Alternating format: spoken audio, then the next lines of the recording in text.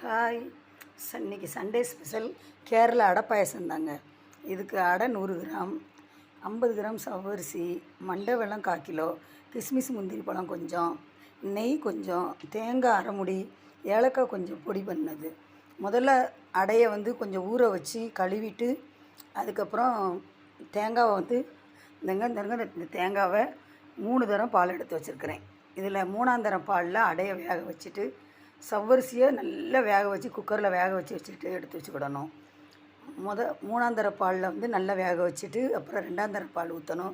3ஆம் தர பால் ஊற்றும்போது வேக வச்ச சவ்வரிசியை நல்லா குழைய வச்சு போட்டுட்டு, அது நல்லா வெந்த பிறகு நல்லா பொடிச்சு வச்ச மண்டவளத்தை போடணும். அதுக்கப்புறம் நெய்யில் முந்திரியும் திராட்சையும் வதக்கி போட்டுட்டு ஏலக்காய் பொடியை போட்டு இறக்கி வச்சிட வேண்டியதாங்க. அவ்வளோதாங்க. அழகான கேரளா ஸ்பெஷல் அடை பாயாசம் ரெடி. அழகாக இருக்குதா?